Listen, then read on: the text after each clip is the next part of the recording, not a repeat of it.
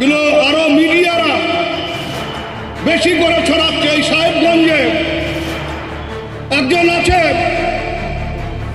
যার বিক্রি হয়েছে, যার নিলাম হয়েছে ভেটাগুড়িতে। সে নিজের মাথা বিক্রি করে দিয়েছে ভেটাগুড়িতে।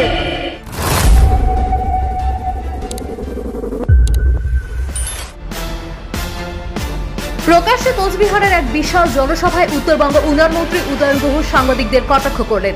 তিনি বললেন, কিছু কিছু সাংবাদিক আছেন ভুল খবর পরিবেশন করেন, এমনকি সংবাদকর্মী নিলাম হয়েছেন বলেও কটাক্ষ করেন মন্ত্রী। আরো মিডিয়ারা বেশি করে ছড়াচ্ছে। এই সাহেবগঞ্জে একজন আছে যার বিক্রি হয়েছে, যার নিলাম হয়েছে ভেটাগুড়িতে।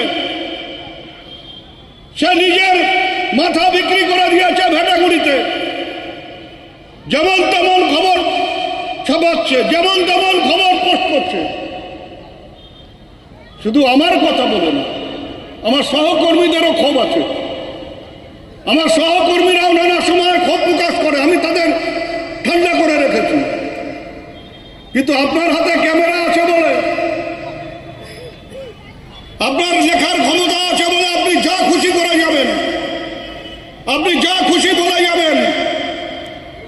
এরপরে যদি কোনো দুর্ঘটনা ঘটে, তার জন্য সংবাদপত্র আক্রান্ত হলো, মিডিয়া আক্রান্ত হলো, গণতন্ত্রের চতুর্থ স্তম্ভ আক্রান্ত হলো, এসব বলে কান্নাকাটি করে লাভ হবে না।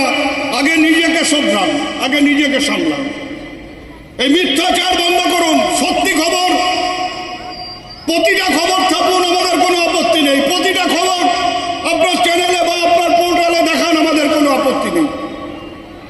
কিন্তু তৈরি খবর, মিথ্যা খবর, ঘরে বসে খবর, এগুলো করা বন্ধ করুন। আপনারই ভালো হবে, জনগণেরও ভালো হবে।